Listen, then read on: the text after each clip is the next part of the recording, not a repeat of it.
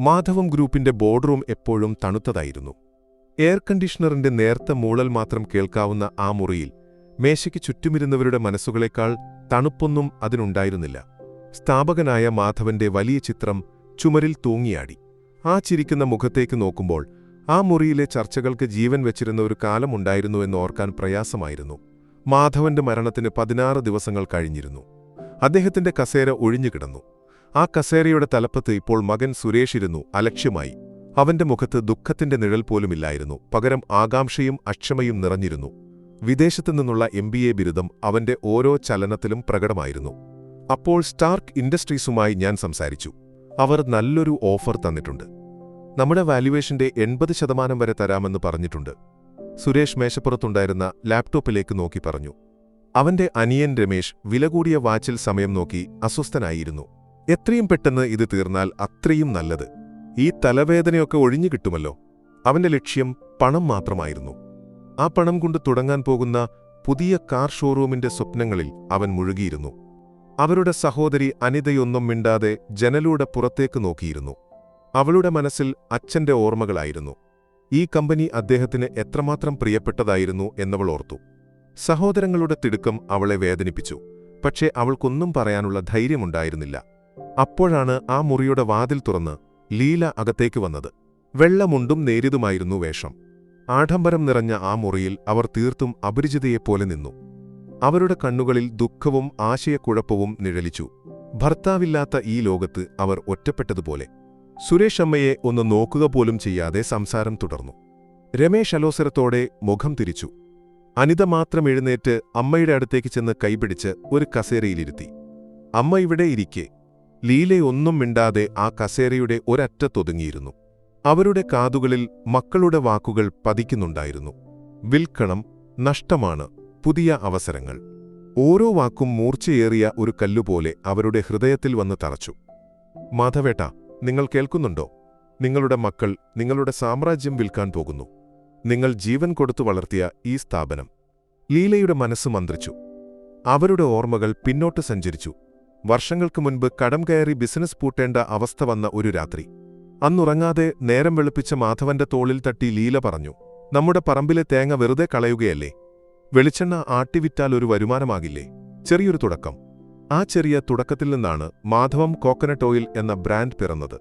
പിന്നീട് കമ്പനി വളർന്നു, പുതിയ ഉൽപ്പന്നങ്ങൾ വന്നു.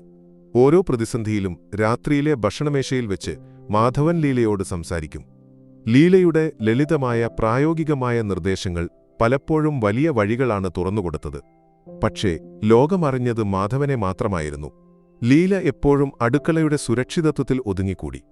അമ്മയോട് ഇതൊന്നും പറഞ്ഞിട്ട് കാര്യമില്ല. അമ്മയ്ക്ക് ബിസിനസ്സൊന്നും മനസ്സിലാവില്ലല്ലോ. സുരേഷിന്റെ ശബ്ദം ലീലയെ ഓർമ്മകളിൽ നിന്നുണർത്തി. അത് കേട്ട് അനിതയുടെ മുഖം വാടി. അമ്മയോട് ഒന്ന് ചോദിക്കുകയെങ്കിലും ചെയ്യാമായിരുന്നു. എന്ത് ചോദിക്കാൻ? കമ്പനി വിൽക്കുന്നു, കിട്ടുന്ന പണം നമ്മൾ 3 പേരും തുല്യമായി വീതിക്കുന്നു.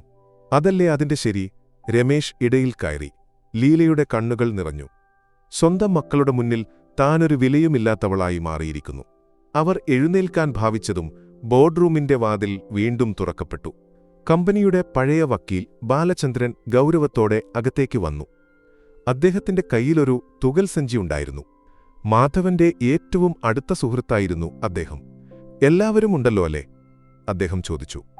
ഉവ്വ അങ്കിൾ, ഞങ്ങൾ കാര്യങ്ങൾ തീരുമാനിച്ചു. കമ്പനി വിൽക്കുകയാണ്, സുരേഷ് ധൃതിയിൽ പറഞ്ഞു.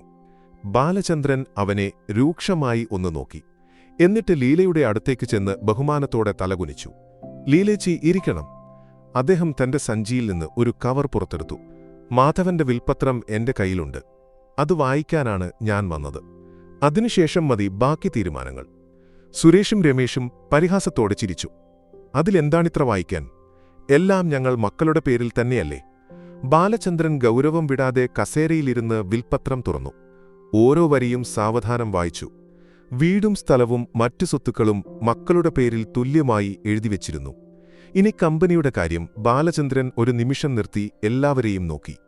മാധവം ഗ്രൂപ്പിന്റെ 49% ഓഹരികൾ മക്കളായ സുരേഷ്, രമേശ്, അനിത എന്നിവരുടെ പേരിൽ തുല്യമായി വീതിച്ചിരിക്കുന്നു. സുരേഷിന്റെ മുഖത്ത് വിജയഭാവം നിറഞ്ഞു. ബാക്കിയുള്ള 51% ഓഹരികളും കമ്പനിയുടെ ഏത് നിർണായക തീരുമാനമെടുക്കാനുള്ള പൂർണ്ണ അധികാരവും എന്റെ ഭാര്യ ലീല മാധവന്റെ പേരിലാണ് ഞാൻ എഴുതിവെക്കുന്നത്. മുറിയിൽ ഒരു നിമിഷം ശ്മശാനമുഖത തളം കെട്ടി. സുരേഷ് ഞെട്ടിയെഴുന്നേറ്റു. വാട്ട്? ഇത് തമാശയാണോ? അമ്മയ്ക്കോ? എഴുത്തും വായനയും പോലും ശരിക്കറിയാത്ത അമ്മയുടെ പേർക്കോ? അതെ, ബാലചന്ദ്രൻ ശാന്തമായി പറഞ്ഞു. അതോടൊപ്പം മാധവൻ ഒരു കത്തും വച്ചിട്ടുണ്ട്. അദ്ദേഹം ആ കത്ത് ലീലയുടെ നേരെ നീട്ടി. ലീല വിറയ്ക്കുന്ന കൈകളോടെ അത് വാങ്ങി. അവരുടെ കണ്ണുകൾക്കു മുന്നിൽ അക്ഷരങ്ങൾ മങ്ങിമറയുന്നുണ്ടായിരുന്നു. പുറത്ത് മക്കളുടെ അവിശ്വസനീയതയും രോഷവും നിറഞ്ഞ ശബ്ദങ്ങൾ ഉയർന്നു താഴുന്നത് അവർ കേട്ടു. പക്ഷേ അവരുടെ കാതുകളിൽ ഭർത്താവിന്റെ വാക്കുകൾ മാത്രം മുഴങ്ങി. വർഷങ്ങൾക്കു മുൻപ് അദ്ദേഹം പറഞ്ഞത്, ലീലേ, നീയാണ് എന്റെ ശക്തി. അവർ ആ കത്തിലേക്ക് നോക്കി. തനിക്ക് താങ്ങാനാവാത്ത ഒരു ഭാരമാണ് ഭർത്താവ് തന്നെ ഏൽപ്പിച്ചിരിക്കുന്നതെന്ന് അവർക്ക് തോന്നി. ആ തണുത്ത മുറിയിലിരുന്ന് അവർ വിയർത്തു. ബോർഡ് റൂമിലെ നിശബ്ദതയെ ഭേദിച്ചത് സുരേഷിന്റെ അലർച്ചയായിരുന്നു. ഇത് അസംബന്ധമാണ്. അച്ഛന് ഭ്രാന്തായിരുന്നു. അതോ ബാലചന്ദ്രൻ അങ്കിൾ അച്ഛനെ തെറ്റിദ്ധരിപ്പിച്ച് എഴുതി വാങ്ങിയതാണോ? സുരേഷ് വാക്ക് സൂക്ഷിച്ച് സംസാരിക്കണം. ബാലചന്ദ്രന്റെ ശബ്ദം കനത്തു. നിന്റെ അച്ഛൻ പൂർണ്ണബോധത്തോടെ എടുത്ത തീരുമാനമാണിത്. അതിന്റെ കാരണവും ഈ കത്തിലുണ്ടാകും. രമേഷ് ആകെ വിളറി വെളുത്തിരുന്നു. അപ്പോൾ നമ്മുടെ പ്ലാനൊക്കെ എന്തു ചെയ്യും? എല്ലാം നശിച്ചില്ലേ? അമ്മ ഇതെങ്ങനെ നോക്കി നടത്താനാണ്? സ്റ്റാർക്ക് ഇൻഡസ്ട്രീസിനോട് ഞാൻ എന്തു പറയും? അവൻ സുരേഷിനെ നോക്കി. ലീലയ്ക്ക് അതൊന്നും കേൾക്കാൻ കഴിയുന്നുണ്ടായിരുന്നില്ല. അവരുടെ ലോകം ആ കത്തിലേക്ക് ചുരുങ്ങിയിരുന്നു. മാധവന്റെ കയ്യക്ഷരം. എത്രയോ വർഷങ്ങളായി അവർ ആ കയ്യക്ഷരം കാണുന്നു. വിറയലോടെ അവർ കസേരയിൽ നിന്ന് എഴുന്നേറ്റു. മക്കളെയും വക്കീലിനെയും കടന്ന് അവർ ആ മുറിക്ക് പുറത്തേക്ക് നടന്നു. അമ്മേ, നിൽക്ക്! അനിത പിന്നിൽ നിന്ന് വിളിച്ചെങ്കിലും അവർ കേട്ടില്ല. വീട്ടിലേക്കുള്ള യാത്രയിൽ ലീല ഒന്നും മിണ്ടിയില്ല. കാറിന്റെ കണ്ണാടിയിലൂടെ പുറത്തെ കാഴ്ചകളൊന്നും അവരുടെ മനസ്സിൽ പതിഞ്ഞില്ല. വീട്ടിലെത്തി നേരെ സ്വന്തം മുറിയിലേക്ക് പോയി വാതിലടച്ചു. കട്ടിലിലിരുന്ന് അവർ ഭിത്തിയിലെ മാധവന്റെ വലിയ ഫോട്ടോയിലേക്ക് നോക്കി. കണ്ണുകൾ നിറഞ്ഞൊഴുകി. എന്തിനാ എന്നെ ഇങ്ങനെ ഒറ്റയ്ക്കാക്കിയത്? എനിക്കിത് താങ്ങാൻ പറ്റില്ല മാധവേട്ട. നിങ്ങളുടെ മക്കൾ, നമ്മുടെ മക്കൾ എന്നെ മനസ്സിലാക്കുന്നില്ല. അവർ തേങ്ങിക്കരഞ്ഞു. കുറച്ചുനേരത്തെ കരച്ചിലിനു ശേഷം അവർ ശാന്തയായി. കയ്യിലിരുന്ന കത്ത് തുറന്നു. എന്റെ പ്രിയപ്പെട്ട ലീലയ്ക്ക്, നീ ഈ കത്ത് വായിക്കുമ്പോൾ ഞാൻ നിന്നോടൊപ്പം ഉണ്ടാകില്ലെന്ന് എനിക്കറിയാം. എന്നോട് ക്ഷമിക്കണം, നിന്നെ തനിച്ചാക്കി പോകേണ്ടി വന്നതിന്. പക്ഷേ അതിലും വലിയൊരു തെറ്റ് ഞാൻ നിന്നോട് ചെയ്തിട്ടുണ്ട്. നിന്റെ കഴിവിനെ, നിന്റെ ബുദ്ധിയെ ഞാൻ അടുക്കളയിൽ തളച്ചിട്ടു. ലോകം മുഴുവൻ മാധവനെന്ന ബിസിനസ്സുകാരനെ വാഴ്ത്തിയപ്പോൾ ആ മാധവന്റെ പിന്നിലെ യഥാർത്ഥ ശക്തി നീയായിരുന്നുവെന്ന് ഞാൻ ആരോടും പറഞ്ഞില്ല. അതിനും എന്നോട് ക്ഷമിക്കുക. നമ്മുടെ മക്കൾക്ക് നിന്നെ മനസ്സിലാക്കാൻ കഴിഞ്ഞിട്ടില്ല. അവർ കണ്ടത് അടുക്കളയിൽ ഒതുങ്ങിക്കൂടുന്ന ലോകവിവരമില്ലാത്ത ഒരമ്മയെയാണ്. പക്ഷേ എനിക്കറിയാം നിന്നെ. ഓർക്കുന്നുണ്ടോ, വർഷങ്ങൾക്ക് മുൻപ് നമ്മുടെ മാധവം പിക്കിൾസ് വിപണിയിൽ പരാജയപ്പെട്ടപ്പോൾ? കോട്ടയത്തെ വലിയൊരു കയറ്റുമതി ഓർഡർ നമുക്ക് നഷ്ടമായി. കടം കയറി നമ്മൾ തകർന്നുപോയ ആ ദിവസം. അന്ന് രാത്രി ഞാൻ മുറിയിൽ തളർന്നിരിക്കുമ്പോൾ നീ ഒരു പാത്രത്തിൽ ചൂട് കഞ്ഞിയുമായി വന്നു. എന്നിട്ട് പറഞ്ഞു, നമ്മുടെ അച്ചാറിന് എരിവ് കുറച്ചു കൂടുതലാണ്. കോട്ടയത്തുള്ളവർക്ക് അത്ര എരിവ് പിടിക്കില്ല. പിന്നെ പാക്കിംഗ്. ആ പ്ലാസ്റ്റിക് ഭരണി കാണാൻ ഒരു ഭംഗിയുമില്ല. നല്ല ചില്ലുകുപ്പിയിലാക്കി ഭംഗിയുള്ള ഒരു ലേബൽ ഒട്ടിച്ചാൽ ആളുകൾ വാങ്ങും. പേരിന്റെ കൂടെ അമ്മയുടെ കൈപുണ്യം എന്ന് ചേർത്താൽ നന്നായിരിക്കും. അതൊരു സാധാരണ സംഭാഷണമായിരുന്നില്ല ലീലെ. അതായിരുന്നു മാർക്കറ്റിംഗ് സ്ട്രാറ്റജി. അന്ന് ഞാൻ തിരിച്ചറിഞ്ഞതാണ്, എന്റെ MBA-ക്കാരായ മാനേജർമാർക്ക് പോലുമില്ലാത്ത പ്രായോഗിക ബുദ്ധി നിനക്കുണ്ടെന്ന്. അന്നു മുതൽ ഈ സ്ഥാപനത്തിന്റെ ഓരോ തീരുമാനത്തിനു പിന്നിലും നിന്റെ അദൃശ്യമായ കൈകളുണ്ടായിരുന്നു. ഈ കമ്പനി എന്റെ വിയർപ്പാണ്, പക്ഷേ അതിന്റെ ആത്മാവ് നീയാണ്. ആ ആത്മാവിനെ വിൽക്കാൻ ഞാൻ സമ്മതിക്കില്ല. അതുകൊണ്ടാണ് ഈ ഭാരം ഞാൻ നിന്നെ ഏൽപ്പിക്കുന്നത്. ഇത് നിനക്ക് താങ്ങാൻ കഴിയും. കാരണം നീ അടുക്കളയിലെ രാജ്ഞി മാത്രമല്ല, എന്റെ സാമ്രാജ്യം എന്റെ രാജ്ഞി കൂടിയാണ്. ധൈര്യമായിരിക്കുക. ബാലചന്ദ്രൻ സഹായത്തിനുണ്ടാകും.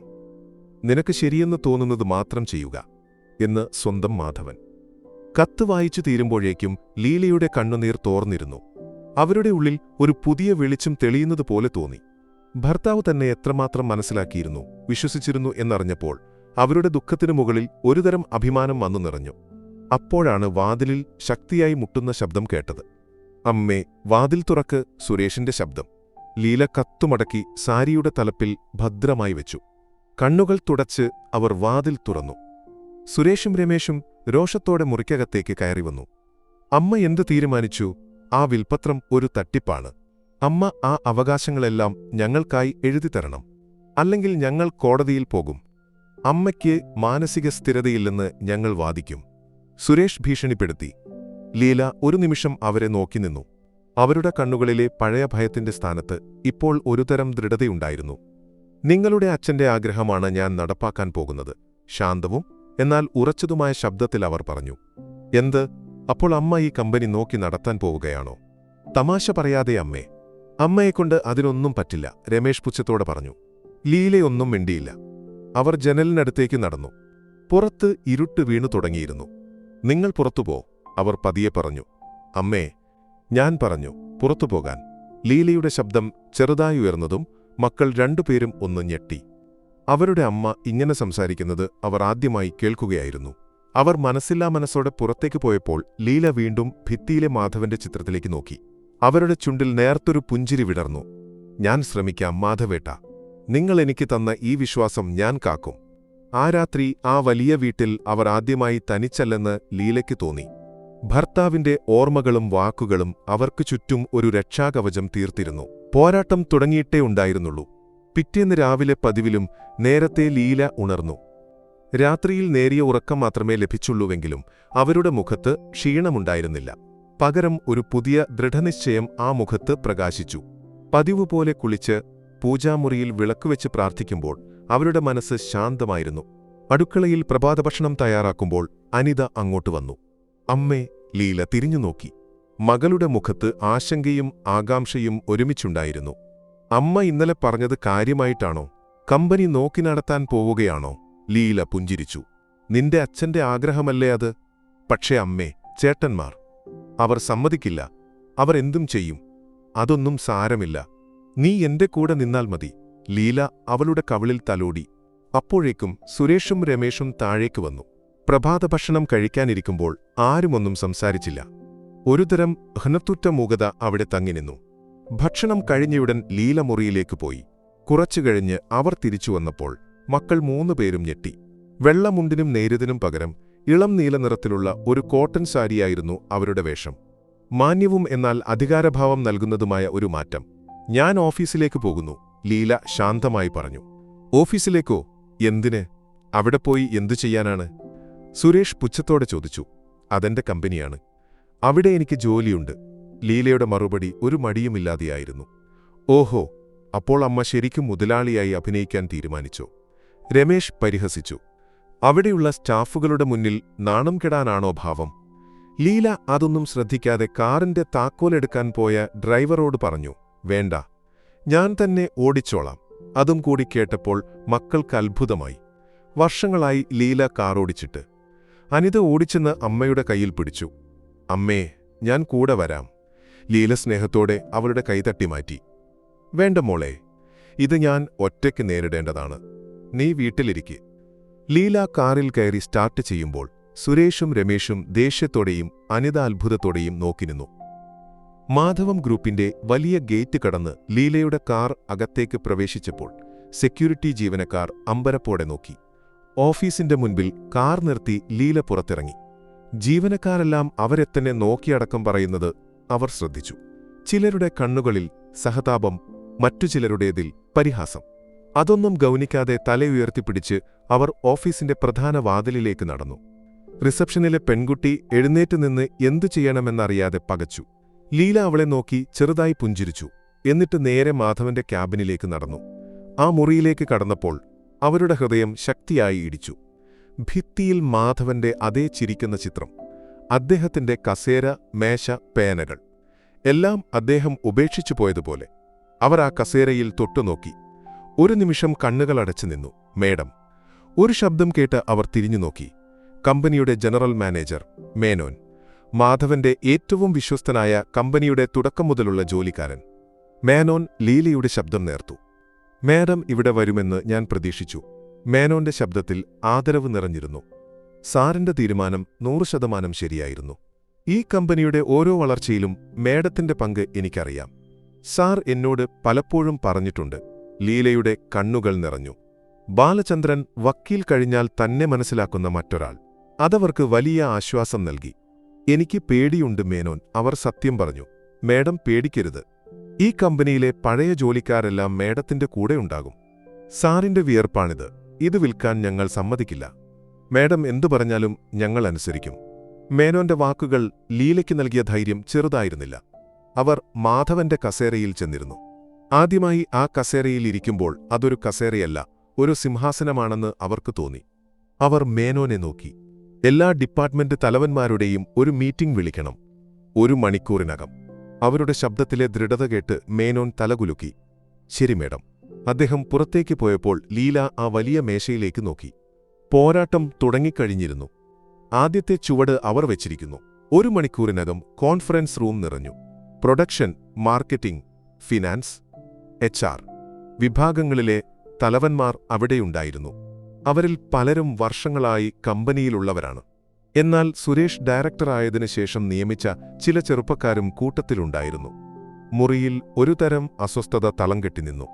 എല്ലാവരുടെയും മുഖത്ത് സംശയവും ആകാംക്ഷയും. മാധവൻ സാറിന്റെ ഭാര്യ അടുക്കളയിൽ ഒതുങ്ങിക്കൂടിയിരുന്ന ലീലാ മേഡം അവരെ അഭിസംബോധന ചെയ്യാൻ പോകുന്നു. ലീലാ മേനോനോടൊപ്പം മുറിയിലേക്ക് കടന്നുവന്നു. അവർ എല്ലാവരെയും നോക്കി കൈകൂപ്പി. എന്നിട്ട് പ്രധാന കസേരയിൽ വന്നിരുന്നു. അവരുടെ ലളിതമായ വസ്ത്രധാരണവും ശാന്തമായ മുഖവും കണ്ടപ്പോൾ ചിലരുടെയെങ്കിലും ഉള്ളിലെ പരിഹാസം വർദ്ധിച്ചു. എല്ലാവർക്കും നമസ്കാരം. ലീല സംസാരം ആരംഭിച്ചു. അവരുടെ ശബ്ദം നേർത്തതായിരുന്നു, പക്ഷേ അതിന് നല്ല വ്യക്തതയുണ്ടായിരുന്നു. എന്തിനാണ് നിങ്ങളെ എല്ലാവരെയും ഇങ്ങോട്ട് വിളിപ്പിച്ചത് എന്ന് ചിന്തിക്കുന്നുണ്ടാകും. മാധവേട്ടൻ പോയതോടെ ഈ കമ്പനിയുടെ ഭാവി എന്താകുമെന്ന് എല്ലാവർക്കും ആശങ്കയുണ്ട്. എനിക്കും. അവർ ഒരു നിമിഷം നിർത്തി. ഈ കമ്പനി വിൽക്കാൻ പോകുന്നു എന്നൊരു വാർത്ത നിങ്ങൾ കേട്ടിട്ടുണ്ടാകും.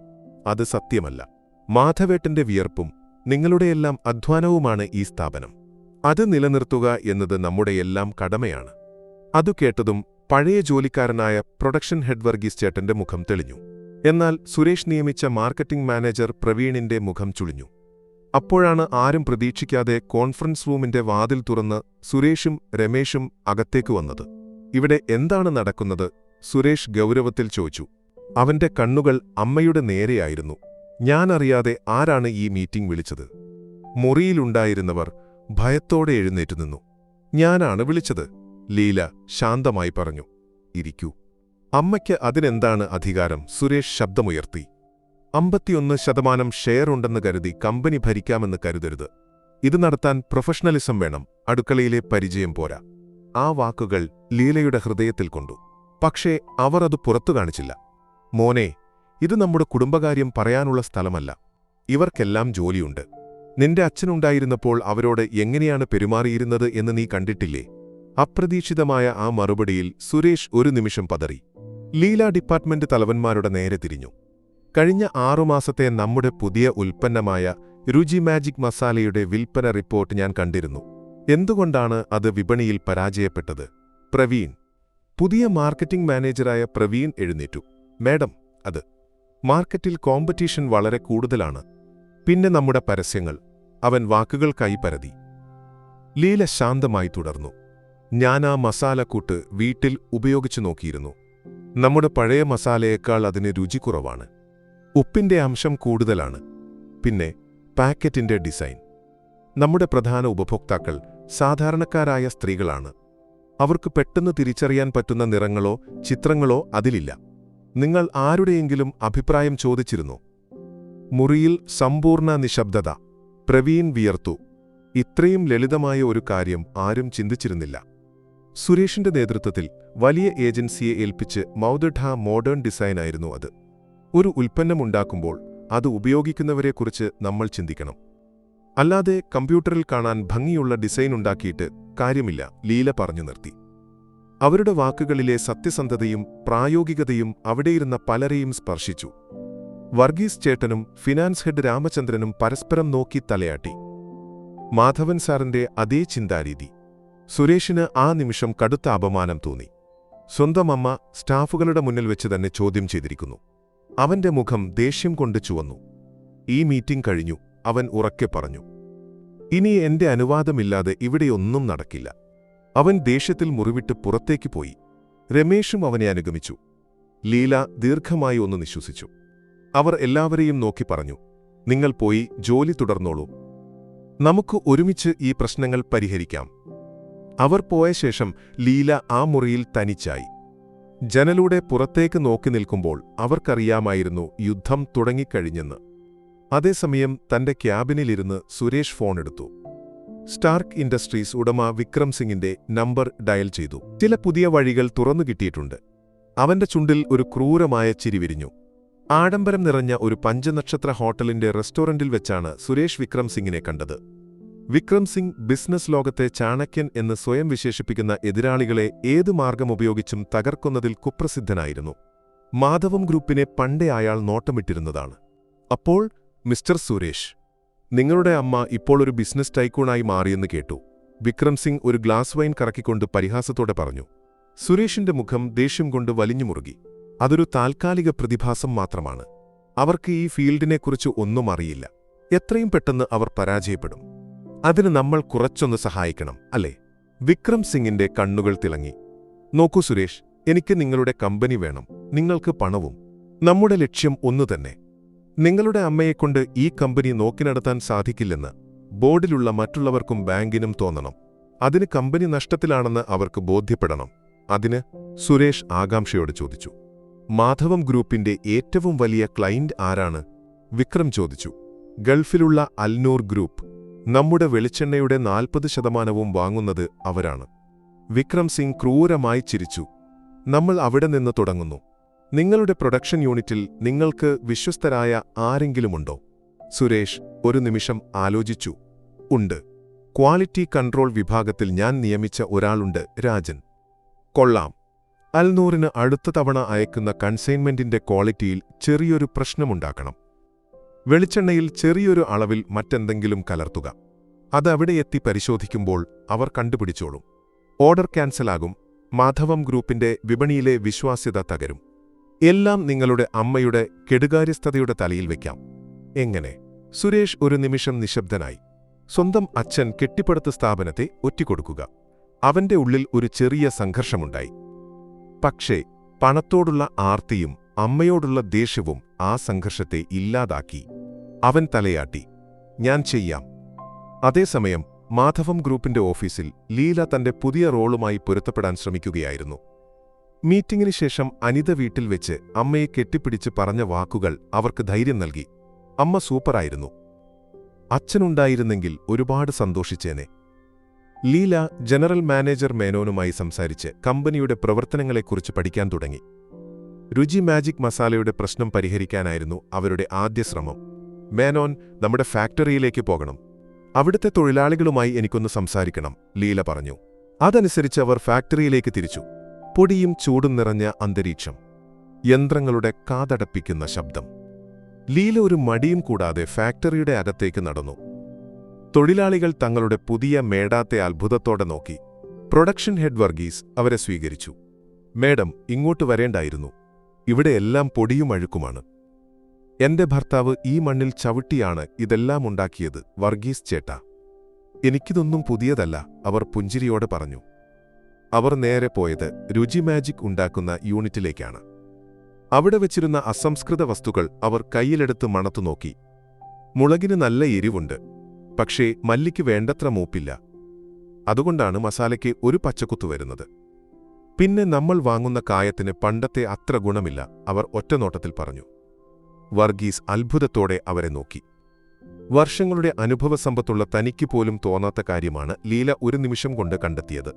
ഇനിയിത് വേണ്ട, നമ്മുടെ പഴയ മസാലക്കൂട്ട് തന്നെ മതി.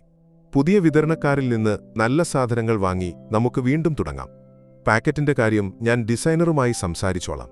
പഴയതുപോലെ ഒരമ്മ കുഞ്ഞിന് ഭക്ഷണം കൊടുക്കുന്ന ചിത്രം വെച്ചാൽ മതി. അതാണ് നമ്മുടെ ആളുകൾക്കിഷ്ടം. തൊഴിലാളികൾക്കിടയിൽ ഒരു പുതിയ ഉണർവ് പടർന്നു. തങ്ങളുടെ പ്രശ്നങ്ങൾ മനസ്സിലാക്കുന്ന, തങ്ങളിൽ ഒരാളായി സംസാരിക്കുന്ന ഒരു മേഡം. അവർ ആദരവോടെ ലീലയെ നോക്കി. ഓഫീസിൽ തിരിച്ചെത്തിയപ്പോൾ ലീലയുടെ മനസ്സിൽ ഒരു ചെറിയ സംതൃപ്തിയുണ്ടായിരുന്നു. ഒരു പ്രശ്നം പരിഹരിക്കാൻ കഴിഞ്ഞതിന്റെ സന്തോഷം. അപ്പോഴാണ് മേനോൻ പരിഭ്രാന്തനായി അവരുടെ ക്യാബിനിലേക്ക് ഓടിവന്നത്. മേഡം, ഒരു വലിയ പ്രശ്നമുണ്ട്. എന്തുപറ്റി മേനോൻ? അൽനൂർ ഗ്രൂപ്പിൽ നിന്ന് വിളിച്ചിരുന്നു. നമ്മുടെ കഴിഞ്ഞ കൺസൈൻമെന്റിൽ എന്തോ പ്രശ്നമുണ്ടെന്ന്. അവർ ഓർഡർ റദ്ദാക്കാൻ പോകുകയാണെന്ന് ഭീഷണിപ്പെടുത്തുന്നു. ലീലയുടെ മുഖത്തെ സന്തോഷം മാഞ്ഞു. അവർക്കറിയാമായിരുന്നു ഇത് സാധാരണമായ ഒരു പ്രശ്നമല്ലെന്ന്. ചതിയുടെ ആദ്യത്തെ കളി തുടങ്ങിക്കഴിഞ്ഞിരിക്കുന്നു. അൽനൂർ ഗ്രൂപ്പിൽ നിന്നുള്ള വാർത്ത ഒരു ഇടിത്തീ പോലെയാണ് ലീലയുടെ മേൽ പതിച്ചത്. ഒരു നിമിഷം അവർ തളർന്നുപോയി. പക്ഷേ ആ തളർച്ചയെ അതിജീവിക്കാൻ അവരുടെ മനസ്സിന് കഴിഞ്ഞു. അവർ മേനോനോട് ശാന്തമായി ഇരിക്കാൻ പറഞ്ഞു. മേനോൻ, പരിഭ്രമിച്ചിട്ട് കാര്യമില്ല. എന്താണ് അവരുടെ കൃത്യമായ പരാതി? എല്ലാ വിവരങ്ങളും എനിക്ക് വേണം. മേനോൻ ഒരു ഫയൽ അവരുടെ മുന്നിലേക്ക് നീക്കി. മേഡം, അവർ അയച്ച ഇമെയിലാണിത്. വെളിച്ചെണ്ണയ്ക്ക് ഒരുതരം മണവും ഗുണനിലവാരത്തിൽ കുറവുമുണ്ടെന്നാണ് പരാതി. അവർ സാമ്പിൾ ലാബിൽ ടെസ്റ്റ് ചെയ്യാൻ അയച്ചിരിക്കുകയാണ്. ഫലം വരുന്നതുവരെ നമ്മുടെ ഒരു ഉൽപ്പന്നവും അവർ വിൽക്കില്ലെന്നറിയിച്ചിട്ടുണ്ട്. ലീലയുടെ നെഞ്ചിൽ ഒരു ഭാരം കയറിയിരുന്നു. മാധവേട്ടനുണ്ടായിരുന്ന കാലത്ത് ഒരിക്കലും കേൾക്കാത്ത പരാതിയാണിത്. ഗുണനിലവാരത്തിന്റെ കാര്യത്തിൽ ഒരു വിട്ടുവീഴ്ചയ്ക്കും അദ്ദേഹം തയ്യാറായിരുന്നില്ല. അപ്പോഴേക്കും വിവരമറിഞ്ഞ് സുരേഷ് അവരുടെ ക്യാബിനിലേക്ക് ഇരച്ചുകയറി. ഞാൻ അപ്പോഴേ പറഞ്ഞതല്ലേ, അമ്മയെക്കൊണ്ടിത് പറ്റില്ലെന്ന്. കണ്ടില്ലേ, കമ്പനി ഭരണം ഏറ്റെടുത്ത് ഒരാഴ്ച തികഞ്ഞില്ല. അപ്പോഴേക്കും നമ്മുടെ ഏറ്റവും വലിയ ക്ലയന്റ് കൈവിട്ടുപോകുന്നു. അച്ഛന്റെ കാലത്ത് കേട്ടുകേൾവിയില്ലാത്ത കാര്യമാണിത്. അവൻ മനഃപൂർവ്വം ശബ്ദമുയർത്തിയാണ് സംസാരിച്ചത്, പുറത്തുള്ള ജീവനക്കാർ കേൾക്കാൻ വേണ്ടി. ലീല അവനെ രൂക്ഷമായി നോക്കി. സുരേഷ്, ഇത് കുറ്റപ്പെടുത്താനുള്ള സമയമല്ല. പ്രശ്നം പരിഹരിക്കാനുള്ള വഴിയാണ് നമ്മൾ നോക്കേണ്ടത്. ഇനി എന്തു പരിഹരിക്കാൻ? എല്ലാം നശിച്ചു. നമ്മുടെ കമ്പനിയുടെ പേര് പോയി. ഇനിയിപ്പോൾ സ്റ്റാർക്ക് ഇൻഡസ്ട്രീസ് പറയുന്ന വിലയ്ക്ക് ഇത് വിൽക്കുകയല്ലാതെ വേറെ വഴിയില്ല, അവൻ പറഞ്ഞു. ലീല മറുപടിയൊന്നും പറഞ്ഞില്ല. അവർ പ്രൊഡക്ഷൻ ഹെഡ് വർഗീസിനെ ഫോണിൽ വിളിച്ചു. വർഗീസ് ചേട്ടാ, അൽനൂറിനയച്ച ബാച്ചിലെ വെളിച്ചെണ്ണയുടെ സാമ്പിൾ ഉടൻ എന്റെ ക്യാബിനിൽ എത്തിക്കണം. അരമണിക്കൂറിനകം വർഗീസ് സാമ്പിളുമായി എത്തി. ലീല ആ കുപ്പി തുറന്ന് കുറച്ച് വെളിച്ചെണ്ണ കയ്യിലെടുത്തു. അവർ അത് മണത്തുനോക്കി. ശുദ്ധമായ വെളിച്ചെണ്ണയുടെ സുഗന്ധത്തോടൊപ്പം നേർത്ത അപരിചിതമായ ഒരു ഗന്ധം അതിൽ കലർന്നിരുന്നു. പെട്ടെന്ന് തിരിച്ചറിയാൻ കഴിയാത്ത ഒന്ന്. ഒരു സാധാരണക്കാരന് അത് മനസ്സിലാകണമെന്നില്ല. പക്ഷേ വർഷങ്ങളായി അടുക്കളയിൽ എണ്ണയും മസാലകളുമായി ജീവിക്കുന്ന ലീലയ്ക്ക് ആ ഗന്ധം പിടികിട്ടി. ഇതിൽ മിനറൽ ഓയിൽ കലർന്നിട്ടുണ്ട്, അവർ പതിയെ പറഞ്ഞു. മേനോനും വർഗീസും ഞെട്ടി. അസാധ്യം മേഡം, നമ്മുടെ ക്വാളിറ്റി കൺട്രോൾ വിഭാഗം 3 തവണ പരിശോധിച്ച ശേഷമാണ് ഓരോ ബാച്ചും പാക്ക് ചെയ്യുന്നത്, വർഗീസ് പറഞ്ഞു. അപ്പോൾ ആ പരിശോധനയിലാണ് പിഴവ് പറ്റിയത്. അല്ലെങ്കിൽ ആരെങ്കിലും മനഃപൂർവ്വം? ലീലയുടെ ചിന്തകൾ കാടുകയറി. അവരുടെ ഓർമ്മയിലേക്ക് മാധവേട്ടൻ പണ്ട് പറഞ്ഞ ഒരു കാര്യം ഓടിയെത്തി. ഒരു എതിരാളി കമ്പനി വില കുറഞ്ഞ മിനറൽ ഓയിൽ കലർത്തി വെളിച്ചെണ്ണ വിറ്റ് വിപണി പിടിക്കാൻ ശ്രമിച്ചതും പിന്നീട് പിടിക്കപ്പെട്ട് തകർന്നടിഞ്ഞതും. ഇതൊരു അപകടമല്ല, ആരോ മനഃപൂർവ്വം ചെയ്തതാണ്, എന്റെ മകനോ? ആ ചിന്ത ഒരു കൊള്ളിയാൻ പോലെ അവരുടെ മനസ്സിലൂടെ കടന്നുപോയി. അവർക്ക് അത് വിശ്വസിക്കാൻ കഴിഞ്ഞില്ല. മേനോൻ, എനിക്ക് അൽനൂർ ഗ്രൂപ്പിന്റെ ഉടമ ഷെയ്ഖ് അബ്ദുള്ളയുമായി സംസാരിക്കണം. ഉടൻ തന്നെ ഒരു വീഡിയോ കോൾ ഏർപ്പാട് ചെയ്യൂ. അവരുടെ ശബ്ദത്തിലെ ദൃഢനിശ്ചയം കേട്ട് മേനോൻ തലകുലുക്കി. സുരേഷ് ഇതെല്ലാം കണ്ട് പുച്ഛത്തോടെ ചിരിച്ചുകൊണ്ട് പുറത്തേക്കു പോയി. അമ്മയുടെ അവസാനത്തെ വെപ്രാളമാണിതെന്ന് അവൻ കരുതി. ഷെയ്ഖ് അബ്ദുള്ളയുമായുള്ള വീഡിയോ കോളിന് അരമണിക്കൂർ കാത്തിരിക്കേണ്ടി വന്നു. ആ സമയം ലീലയുടെ ജീവിതത്തിലെ ഏറ്റവും ദൈർഘ്യമേറിയ നിമിഷങ്ങളായിരുന്നു. ഷെയ്ഖ് അബ്ദുള്ള മാധവന്റെ പഴയ സുഹൃത്താണ്. പക്ഷേ ബിസിനസ്സിൽ അത്തരം ബന്ധങ്ങൾക്ക് സ്ഥാനമില്ലെന്ന് അവർക്കറിയാമായിരുന്നു. സ്ക്രീനിൽ ഷെയ്ഖിന്റെ ഗൗരവം നിറഞ്ഞ മുഖം തെളിഞ്ഞു. മിസ്സിസ് ലീല, നിങ്ങളുടെ ഭർത്താവിന്റെ മരണത്തിൽ ഞാൻ ഖേദിക്കുന്നു. പക്ഷേ നിങ്ങളുടെ കമ്പനിയിൽ നിന്ന് ഇങ്ങനെയൊരനുഭവം ഞാൻ പ്രതീക്ഷിച്ചില്ല. മാധവന്റെ പേരിന് നിങ്ങൾ കളങ്കം ചാർത്തിയിരിക്കുന്നു. ഷെയ്ഖിന്റെ വാക്കുകൾ മൂർച്ചയുള്ളതായിരുന്നു. ലീല ഒരു നിമിഷം കണ്ണുകൾ അടച്ചു. പിന്നെ ശാന്തമായി സംസാരിച്ചു തുടങ്ങി. ഷെയ്ഖ് സാഹിബ്, നിങ്ങളുടെ ദേഷ്യം ഞാൻ മനസ്സിലാക്കുന്നു. മാധവേട്ടനുണ്ടായിരുന്നെങ്കിൽ ഇത് സംഭവിക്കില്ലായിരുന്നു. പക്ഷേ ഒന്ന് ഞാൻ ഉറപ്പുതരാം, മാധവം ഗ്രൂപ്പിന്റെ പേരിലിറങ്ങുന്ന ഒരു തുള്ളി എണ്ണയിൽ പോലും മായം കലരാൻ ഞാൻ ജീവിച്ചിരിക്കുമ്പോൾ സമ്മതിക്കില്ല. അവർ സംഭവിച്ചതിനെ ന്യായീകരിക്കാൻ ശ്രമിച്ചില്ല. പകരം സത്യസന്ധമായി സംസാരിച്ചു. എവിടെയാണ് പിഴവ് പറ്റിയതെന്ന് എനിക്കറിയില്ല. പക്ഷേ ഞാനത് കണ്ടുപിടിക്കും. മാധവേട്ടനോടുള്ള നിങ്ങളുടെ സൗഹൃദത്തെ ഞാൻ മാനിക്കുന്നു. ആ ഒരൊറ്റ കാരണത്താൽ എനിക്കൊരു അവസരം കൂടി തരണം. ഈ നഷ്ടം ഞാൻ നികത്തിത്തരാം. എന്നെ നേരിൽ കാണാൻ ഒരാഴ്ച സമയം തന്നാൽ മതി. ഞാൻ ദുബായിലേക്ക് വരാം. അവരുടെ ശബ്ദത്തിലെ ആത്മാർത്ഥതയും കണ്ണുകളിലെ ദൃഢതയും ഷെയ്ഖ് അബ്ദുള്ളയെ സ്പർശിച്ചു. അദ്ദേഹം ഒരു നിമിഷം ആലോചിച്ചു. ശരി, ഒരാഴ്ച. നിങ്ങൾ ദുബായിലേക്ക് വരൂ. ഇത് അവസാനത്തെ അവസരമാണ്. മാധവനോടുള്ള ബഹുമാനം കൊണ്ട് മാത്രം ഞാൻ ഇത് സമ്മതിക്കുന്നു. കോൾ അവസാനിച്ചപ്പോൾ ലീല ദീർഘമായി നിശ്വസിച്ചു. ആദ്യത്തെ കടമ്പ കടന്നിരിക്കുന്നു. അവർ നേരെ വീട്ടിലേക്കാണ് പോയത്. സുരേഷിനോടും രമേശിനോടും അവർ പറഞ്ഞു, എനിക്ക് കുറച്ചു ദിവസം മനസ്സമാധാനത്തിനു വേണ്ടി ഒരു യാത്ര പോകണം, ഒരു തീർത്ഥാടനത്തിന്. ഇത് കേട്ട സുരേഷിന്റെ ഉള്ളിൽ ലഡുപൊട്ടി. അമ്മ തോറ്റു പിന്മാറുകയാണെന്ന് അവൻ ഉറപ്പിച്ചു. അതാണ് നല്ലത്. അമ്മ പോയി പ്രാർത്ഥിച്ച് മനസ്സമാധാനമായി ഇരിക്കെ. കമ്പനിയുടെ കാര്യം ഞാൻ നോക്കിക്കോളാം, അവൻ സ്നേഹം അഭിനയിച്ചുകൊണ്ട് പറഞ്ഞു. അവൻ ഉടൻ തന്നെ വിക്രം സിംഗിനെ വിളിച്ചു. അമ്മ കളി നിർത്തി തീർത്ഥാടനത്തിന് പോകുന്നു, ഇനി കളം നമ്മുടേതാണ്. എന്നാൽ അനിതയ്ക്ക് സംശയം തോന്നി. അവൾ അമ്മയുടെ മുറിയിലേക്ക് ചെന്നു. അമ്മ എങ്ങോട്ടാ പോകുന്നത്? എന്താ സത്യം? ലീല മകളെ ചേർത്തുപിടിച്ചു. മോളെ, അമ്മ ഒരു യുദ്ധത്തിനാണ് പോകുന്നത്, നിങ്ങളുടെ അച്ഛന്റെ അഭിമാനം രക്ഷിക്കാൻ. നീ ആരോടും പറയരുത്. മേനോനും നിനക്കും മാത്രമേ ഇതറിയാവൂ. അനിതയുടെ കണ്ണുകൾ നിറഞ്ഞു. അവൾ അമ്മയെ കെട്ടിപ്പിടിച്ചു. അമ്മ ജയിച്ചിട്ടേ വരാവൂ. അന്ന് രാത്രി ലീലയും വിശ്വസ്തനായ മേനോനും വിമാനത്താവളത്തിലേക്ക് തിരിച്ചു. അതൊരു സാധാരണ യാത്രയായിരുന്നില്ല.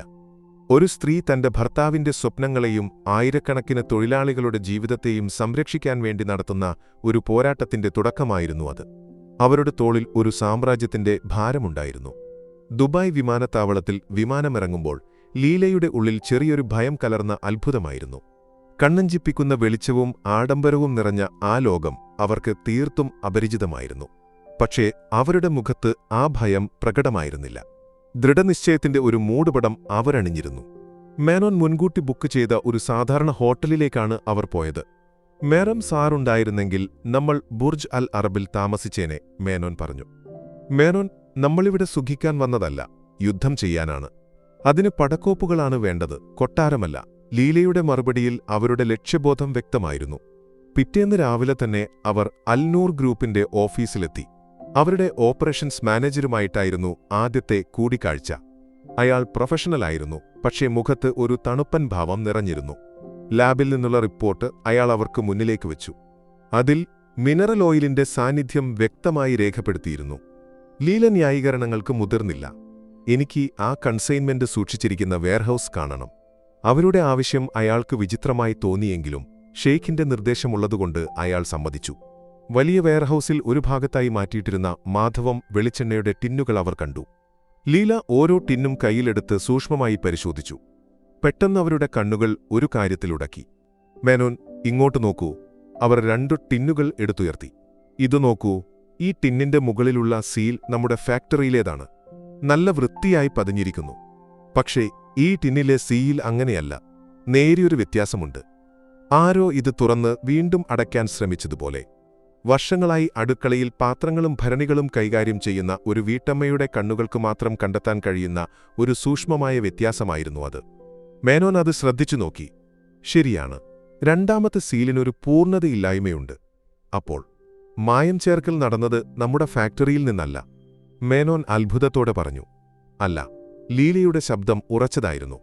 ഇവിടെ വെച്ചോ അല്ലെങ്കിൽ യാത്രക്കിടയിലോ ആണ് ഇത് സംഭവിച്ചത്. എനിക്ക് ഷെയ്ഖ് അബ്ദുള്ളയെ വീണ്ടും കാണണം, ഇപ്പോൾ തന്നെ. അധ്യായം 9. സത്യത്തിന്റെ തുമ്പ്. ലീല ദുബായിൽ പോരാടുമ്പോൾ നാട്ടിൽ സുരേഷ് അധികാരം ഉറപ്പിക്കുകയായിരുന്നു. അവൻ ഡിപ്പാർട്ട്മെന്റ് തലവന്മാരുടെ ഒരു മീറ്റിംഗ് വിളിച്ചു. അമ്മയുണ്ടാക്കിയ ഈ പ്രതിസന്ധി കാരണം കമ്പനി തകർച്ചയുടെ വക്കിലാണ്. തൽക്കാലം എല്ലാ എക്സിക്യൂട്ടീവ് അധികാരങ്ങളും ഞാൻ ഏറ്റെടുക്കുന്നു. കമ്പനിയെ രക്ഷിക്കാൻ സ്റ്റാർക്ക് ഇൻഡസ്ട്രീസിന് വിൽക്കുകയല്ലാതെ മറ്റു മാർഗമില്ല. അവൻ സ്വയം ഒരു രക്ഷകനായി ചമഞ്ഞു. ഈ വാർത്തയറിഞ്ഞ അനിതയുടെ ഉള്ളിൽ സംശയത്തിന്റെ തീ ആളിക്കത്തി. ചേട്ടന്റെ തിടുക്കത്തിൽ എന്തോ ചതിയുണ്ടെന്ന് അവൾക്ക് തോന്നി. അവൾ അച്ഛന്റെ പഴയ മുറിയിൽ കയറി. അദ്ദേഹത്തിന്റെ ഫയലുകളും ഡയറികളും തിരയാൻ തുടങ്ങി. അമ്മയെ സഹായിക്കാൻ എന്തെങ്കിലും ഒരു തുമ്പ് കിട്ടുമെന്ന പ്രതീക്ഷയോടെ. മണിക്കൂറുകളുടെ തിരച്ചിലിനൊടുവിൽ ഒരു പഴയ ഡയറിയുടെ താളുകൾക്കിടയിൽ നിന്ന് അവൾക്കത് കിട്ടി. അച്ഛന്റെ കൈപ്പടയിൽ ഒരു കുറിപ്പ്: വിക്രം സിംഗിനെ സൂക്ഷിക്കണം. അവൻ വിഷമാണ്. പണ്ട് നമ്മുടെ കയറ്റുമതി തകർക്കാൻ അവൻ ശ്രമിച്ചിരുന്നു. ദുബായ് പോർട്ടിൽ വെച്ച് നമ്മുടെ സാധനങ്ങളിൽ മായം ചേർക്കാൻ ശ്രമിച്ചു. അന്ന് ദൈവം പോലെ സഹായിച്ചത് സലിം എന്നൊരു മലയാളിയാണ്. പോർട്ടിലെ ഒരു സാധാരണക്കാരൻ, പക്ഷേ വിശ്വസ്തൻ. അവന്റെ നമ്പർ. അനിതയുടെ ഹൃദയം ശക്തിയായി ഇടിച്ചു. അവൾ ഒരു നിമിഷം പോലും പാഴാക്കിയില്ല. ഉടൻ തന്നെ മേനോന്റെ ദുബായിലുള്ള നമ്പറിലേക്ക് വിളിച്ചു. ദുബായിൽ ഷെയ്ഖുമായുള്ള മീറ്റിംഗിന് കാത്തിരിക്കുമ്പോഴാണ് മേനോന് അനിതയുടെ കോൾ വന്നത്. സലിമിന്റെ കാര്യം കേട്ടപ്പോൾ മേനോന്റെ കണ്ണുകൾ വിടർന്നു.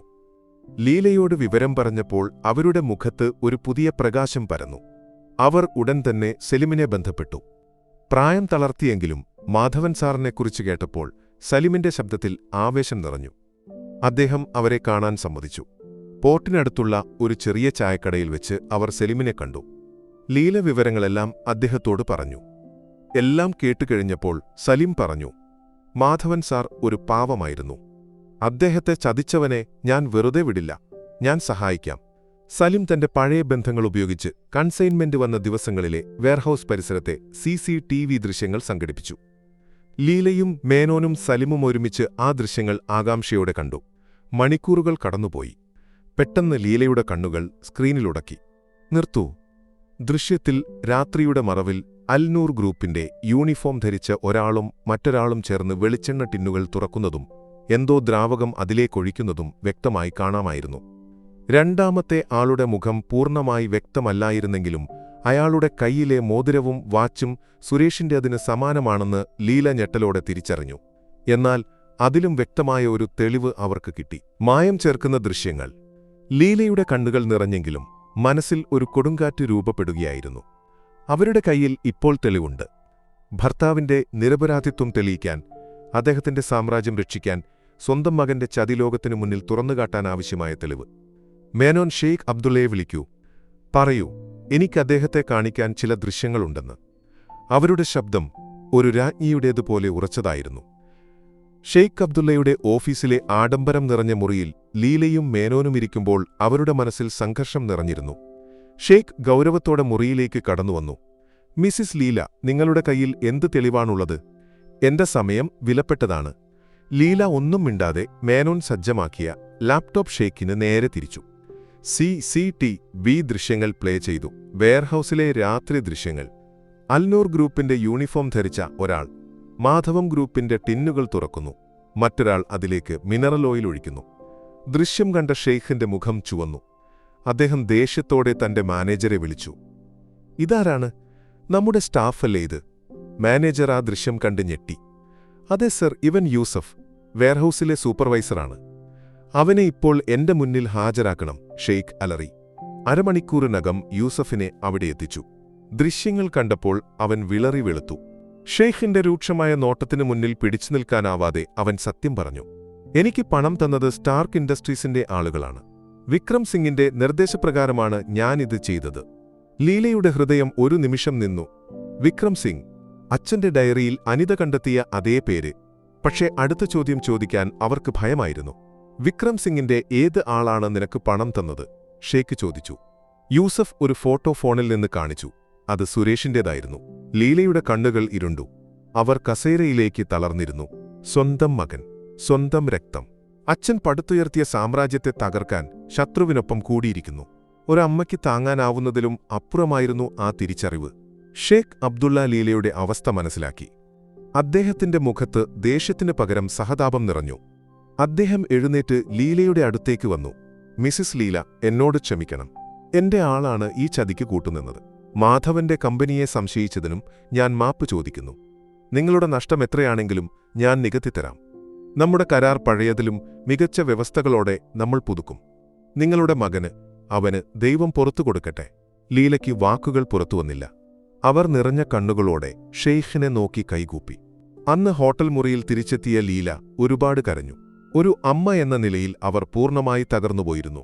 പക്ഷേ ആ കണ്ണുനീരിനൊപ്പം അവരുടെ ഉള്ളിലെ ദുർബലയായ സ്ത്രീ ഒലിച്ചുപോവുകയായിരുന്നു.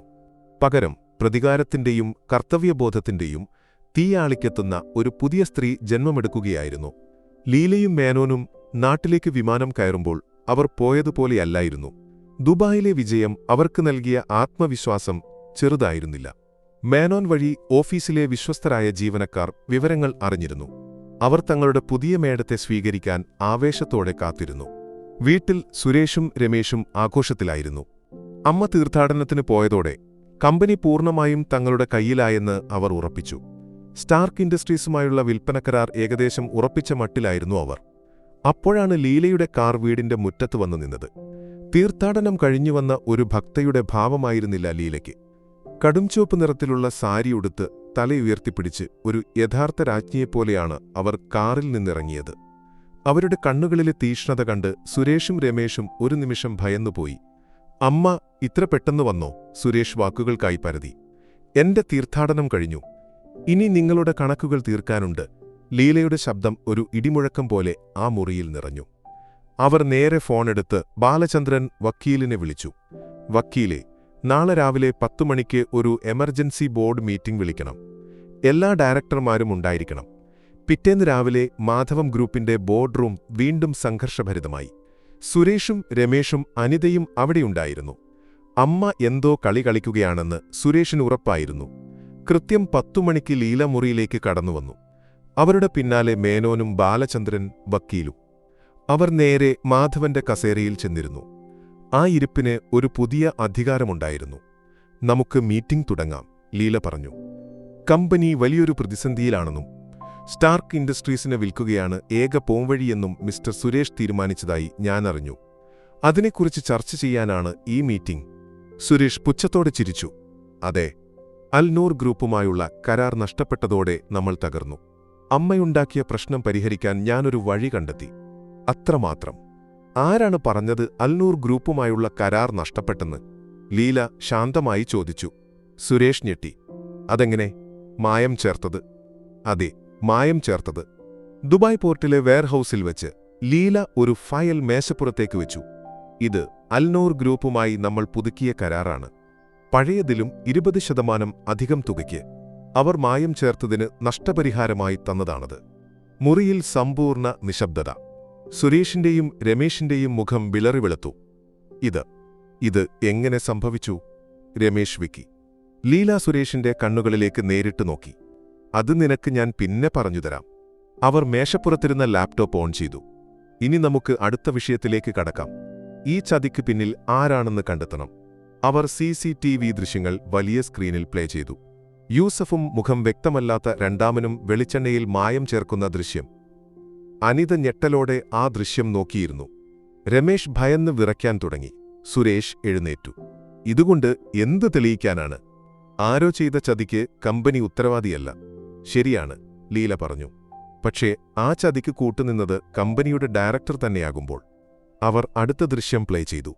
യൂസഫ് സുരേഷിന്റെ ഫോട്ടോ കാണിച്ച് കുറ്റം സമ്മതിക്കുന്ന വീഡിയോ. സുരേഷ് തകർന്നുപോയി. അവൻ കസേരയിലേക്ക് വീണു. രമേഷ് പൊട്ടിക്കരഞ്ഞുകൊണ്ട് മുഖം പൊത്തി. അനിത അവിശ്വസനീയതയോടെ തന്റെ സഹോദരനെ നോക്കി. ലീലയുടെ കണ്ണുകൾ നിറഞ്ഞൊഴുകി. പക്ഷേ ആ കണ്ണുനീരിന് ഉപ്പിന്റെ രസമല്ല, വിജയത്തിന്റെ മധുരമായിരുന്നു. അടുക്കളയിൽ ഒതുങ്ങിക്കൂടിയിരുന്ന ഒരു സാധാരണ സ്ത്രീ തന്റെ സാമ്രാജ്യം തിരിച്ചുപിടിച്ചിരിക്കുന്നു. ബോർഡ് റൂമിലെ നിശബ്ദതയ്ക്ക് കനം വെച്ചു. സുരേഷ് തലകുനിച്ച് കസേരയിലിരുന്നു. അവന്റെ അഹങ്കാരത്തിന്റെ കോട്ടകൾ തകർന്നു വീണിരുന്നു. രമേഷിന്റെ തേങ്ങലുകൾ മാത്രം ആ മുറിയിൽ നേർത്ത ശബ്ദത്തിൽ കേൾക്കാമായിരുന്നു. അനിതയുടെ കണ്ണുകൾ നിറഞ്ഞൊഴുകി. അവൾക്ക് തന്റെ സഹോദരന്മാരെയും അമ്മയെയും മാറി മാറി നോക്കാൻ മാത്രമേ കഴിഞ്ഞുള്ളൂ. ബാലചന്ദ്രൻ വക്കീൽ ലീലയുടെ അടുത്തേക്ക് വന്നു. ലീലേച്ചി, തെളിവുകൾ വ്യക്തമാണ്. കമ്പനിയെ വഞ്ചിച്ചതിനും ചതിപ്രയോഗം നടത്തിയതിനും നമുക്ക് സുരേഷിനെതിരെ നിയമ നടപടിയെടുക്കാം. പോലീസിൽ പരാതിപ്പെടാം. ആ വാക്കുകൾ കേട്ടപ്പോൾ സുരേഷ് ഞെട്ടി തലയുയർത്തി. അവന്റെ കണ്ണുകളിൽ ഭയം നിഴലിച്ചു. അവൻ സഹായത്തിനായി അമ്മയുടെ മുഖത്തേക്ക് നോക്കി. ആദ്യമായി ആ കണ്ണുകളിൽ അധികാരത്തോടുള്ള ആദരവ് ലീല കണ്ടു. ലീല ഒരു നിമിഷം കണ്ണുകളടച്ചു. അവരുടെ മനസ്സിൽ ഒരു കൊടുങ്കാറ്റ് വീശിയടിച്ചു. ഒരു വശത്ത് തന്റെ ഭർത്താവിന്റെ വിയർപ്പും സ്വപ്നങ്ങളും തകർക്കാൻ ശ്രമിച്ച ചതിയൻ, മറുവശത്ത് താൻ നൊന്തു പ്രസവിച്ച മകൻ. ഒരു ബിസിനസ് രാജ്ഞിയുടെ കർത്തവ്യവും ഒരമ്മയുടെ ഹൃദയവും തമ്മിലുള്ള ഒരു വലിയ യുദ്ധം അവരുടെ ഉള്ളിൽ നടന്നു. അവർ സുരേഷിന്റെ അടുത്തേക്ക് സാവധാനം നടന്നുചെന്നു. അവന്റെ മുന്നിൽ നിന്നു. എന്തിനാ മോനെ നീയത് ചെയ്തത്? അവരുടെ ശബ്ദം ഇടറിയിരുന്നു. ഈ പണവും സ്ഥാനവും നിനക്ക് അച്ഛൻ തന്നതല്ലേ? എന്നിട്ടും എന്തിനാ അദ്ദേഹത്തിന്റെ ആത്മാവിനെ വേദനിപ്പിച്ചത്? സുരേഷിനു മറുപടിയില്ലായിരുന്നു. അവൻ പൊട്ടിക്കരഞ്ഞുകൊണ്ട് അമ്മയുടെ കാൽക്കലേക്ക് വീണു. അമ്മേ, എന്നോട് ക്ഷമിക്കണം. ഞാൻ എന്റെ കണ്ണ് മഞ്ഞളിച്ചുപോയി. പണത്തോടുള്ള ആർത്തി, അമ്മയോടുള്ള ദേഷ്യം എല്ലാം കൂടി. ലീല അവനെ പിടിച്ചെഴുന്നേൽപ്പിച്ചില്ല. അവർ തിരികെ തന്റെ കസേരയിൽ വന്നിരുന്നു. മുറിയിലെ എല്ലാവരെയും നോക്കി. അവരുടെ കണ്ണുകളിലെ കണ്ണുനീർ തോർന്നിരുന്നു. പകരം ഒരു ഉരുക്കുപോലെ ഉറച്ച തീരുമാനം ആ മുഖത്ത് പ്രകടമായിരുന്നു. ഇവനെ പോലീസിൽ ഏൽപ്പിക്കാൻ ഞാൻ തയ്യാറല്ല, അവർ പറഞ്ഞു. ബാലചന്ദ്രൻ വക്കീൽ എന്തോ പറയാൻ തുടങ്ങിയെങ്കിലും ലീല കൈകൊണ്ട് തടഞ്ഞു. കാരണം ഇവൻ എന്റെ മകനായതുകൊണ്ടല്ല. ഇവനെ നിയമത്തിന് വിട്ടുകൊടുത്താൽ അത് മാധവം ഗ്രൂപ്പിന്റെ പേരിനാണ് കളങ്കം. സ്വന്തം മകൻ ചതിച്ച കമ്പനിയെന്ന് ലോകം പറയും. എന്റെ ഭർത്താവിന്റെ പേരിന് അങ്ങനെയൊരു അപമാനം വരാൻ ഞാൻ സമ്മതിക്കില്ല. അവർ സുരേഷിനെ നോക്കി. പക്ഷേ നിനക്ക് ശിക്ഷയുണ്ട്. ഈ നിമിഷം മുതൽ നീ മാധവം ഗ്രൂപ്പിന്റെ ഡയറക്ടർ ബോർഡിൽ നിന്ന് പുറത്താണ്. നിന്റെ എല്ലാ അധികാരങ്ങളും ഞാൻ തിരിച്ചെടുക്കുന്നു. സുരേഷ് ഞെട്ടലോടെ അമ്മയെ നോക്കി. നിന്റെ ശിക്ഷ അതുകൊണ്ട് തീരുന്നില്ല. നാളെ മുതൽ നീ നമ്മുടെ ഫാക്ടറിയിൽ ജോലിക്ക് പോണം, ഒരു സാധാരണ തൊഴിലാളിയായി. വിയർപ്പിന്റെ വില എന്താണെന്നും ഓരോ തൊഴിലാളിയുടെയും അധ്വാനത്തിന്റെ ഫലമാണ് നീ അനുഭവിക്കുന്ന ഈ സുഖങ്ങളെന്നും നീ പഠിക്കണം. എപ്പോഴാണോ നിനക്ക് മാറ്റം വന്നുവെന്ന് എനിക്ക് ബോധ്യപ്പെടുന്നത്, അന്ന് ഞാൻ നിന്റെ കാര്യത്തിൽ പുനരാലോചിക്കാം. പിന്നെ അവർ രമേശിന്റെ നേരെ തിരിഞ്ഞു. നീയും ഈ ചതിക്ക് മൂകസാക്ഷിയായിരുന്നു. നിന്റെ ആഡംബര ജീവിതത്തിനുള്ള പണത്തിനു വേണ്ടിയായിരുന്നു അത്. നിന്നെ ഫിനാൻസ് ഡിപ്പാർട്ട്മെന്റിലേക്ക് മാറ്റുന്നു. രാമചന്ദ്രൻ സാറിന്റെ കീഴിൽ കണക്കുകൾ പഠിക്ക്. പണത്തിന്റെ മൂല്യം എന്താണെന്ന് മനസ്സിലാക്ക്. അവസാനം അവർ അനിതയെ നോക്കി. അനിതേ, നീ എന്റെ കൂടെയുണ്ടാകണം. നിന്റെ അച്ഛന്റെ കസേരയിൽ എന്നോടൊപ്പം ഇരിക്കാൻ നീയും പഠിക്കണം. അനിത കരഞ്ഞുകൊണ്ട് അമ്മയുടെ അടുത്തേക്ക് വന്ന് അവരെ കെട്ടിപ്പിടിച്ചു. ലീലയുടെ വിധിപ്രഖ്യാപനം കേട്ട് ബോർഡ് റൂമിലുണ്ടായിരുന്നവർ അത്ഭുതപ്പെട്ടുപോയി. ഒരമ്മയുടെ സ്നേഹവും ഒരു ഭരണാധികാരിയുടെ കാർക്കശ്യവും ഒത്തുചേർന്ന ഒരു തീരുമാനം. അവർ ലീലയെ ആദരവോടെ നോക്കി. അടുത്ത 6 മാസങ്ങൾ മാധവം ഗ്രൂപ്പിനെ സംബന്ധിച്ചിടത്തോളം ഒരു പുതിയ യുഗത്തിന്റെ തുടക്കമായിരുന്നു. ലീലയുടെ ഭരണം കമ്പനിയെ മാറ്റിമറിച്ചു. അവർ വാക്കുപാലിച്ചു. സുരേഷ് ഫാക്ടറിയിലെ ഒരു സാധാരണ തൊഴിലാളിയായി പണിയെടുത്തു. ആദ്യമൊക്കെ അവന് കഠിനമായ അപമാനവും ദേഷ്യവുമായിരുന്നു. എന്നാൽ പതിയെ സഹതൊഴിലാളികളുടെ സ്നേഹവും അവരുടെ കഷ്ടപ്പാടുകളും ഒരു ഉൽപ്പന്നമുണ്ടാക്കുന്നതിന് പിന്നിലെ അധ്വാനവും അവൻ തിരിച്ചറിയാൻ തുടങ്ങി. ഉച്ചയ്ക്ക് അവരോടൊപ്പം നിലത്തിരുന്ന് ഭക്ഷണം കഴിക്കുമ്പോൾ അവൻ ജീവിതത്തിലാദ്യമായി പണത്തിനപ്പുറമുള്ള ചില സത്യങ്ങൾ പഠിക്കുകയായിരുന്നു. ലീലയുടെ നേതൃത്വത്തിൽ രുചി മാജിക് മസാല പുതിയ രൂപത്തിലും ഭാവത്തിലും വിപണിയിലെത്തി. പഴയ അമ്മയുടെ കൈപുണ്യമെന്ന ലേബലോടെ ലീലയുടെ സ്വന്തം പാചകക്കുറിപ്പിൽ തയ്യാറാക്കിയ ആ മസാല വിപണി കീഴടക്കി. കമ്പനിയുടെ നഷ്ടങ്ങളെല്ലാം നികത്തി അവർ ലാഭത്തിലേക്ക് കുതിച്ചു. അതിലും വലിയ വിജയം ലീലയുടെ പുതിയ പദ്ധതിയായിരുന്നു. അടുക്കളയിൽ നിന്ന് അരങ്ങത്തേക്ക് എന്ന പേരിൽ അവർ ഒരു പുതിയ സംരംഭം തുടങ്ങി. വീട്ടമ്മമാരുടെ കഴിവിനെ പ്രയോജനപ്പെടുത്തി അച്ചാറുകളും പലഹാരങ്ങളും ഉണ്ടാക്കി വിൽക്കുന്ന ഒരു യൂണിറ്റ്. 100 കണക്കിന് സ്ത്രീകൾക്ക് അത് തൊഴിൽ നൽകി. മാധവം ഗ്രൂപ്പിന്റെ കീഴിൽ അതൊരു വലിയ വിജയമായി മാറി. ഒരു ദിവസം വൈകുന്നേരം ലീല തന്റെ ഓഫീസിലെ ജനലിലൂടെ പുറത്തേക്ക് നോക്കി നിൽക്കുകയായിരുന്നു. ഫാക്ടറി വിട്ട് തൊഴിലാളികൾ വീടുകളിലേക്ക് മടങ്ങുന്നു. അവരുടെ കൂട്ടത്തിൽ ക്ഷീണിതനാണെങ്കിലും മുഖത്തൊരു ശാന്തതയുമായി നടന്നുപോകുന്ന സുരേഷിനെ അവർ കണ്ടു. അവന്റെ തോളിൽ കൈയിട്ട് സ്നേഹത്തോടെ സംസാരിക്കുന്ന വർഗീസ് ചേട്ടനുമുണ്ടായിരുന്നു കൂടെ. അവരുടെ കണ്ണുകൾ നിറഞ്ഞു. അവർ ഭിത്തിയിലെ മാധവന്റെ ചിത്രത്തിലേക്ക് നോക്കി. മാധവേട്ടാ, നിങ്ങൾ കണ്ടോ, ഞാൻ നിങ്ങളുടെ സാമ്രാജ്യം രക്ഷിച്ചു. നമ്മുടെ മക്കളെയും അവരുടെ ചുണ്ടിൽ ഒരു പുഞ്ചിരി വിടർന്നു. അടുക്കളയിലെ ആ പഴയ രാജ്ഞി ഇപ്പോൾ ഒരു വലിയ സാമ്രാജ്യത്തിന്റെ ചക്രവർത്തിനിയും ഒരു കുടുംബത്തിന്റെ രക്ഷകയുമായി മാറിയിരുന്നു. പോരാട്ടം അവസാനിച്ചിട്ടില്ല. പക്ഷേ അവർ തന്റെ സിംഹാസനം ഉറപ്പിച്ചു കഴിഞ്ഞിരുന്നു.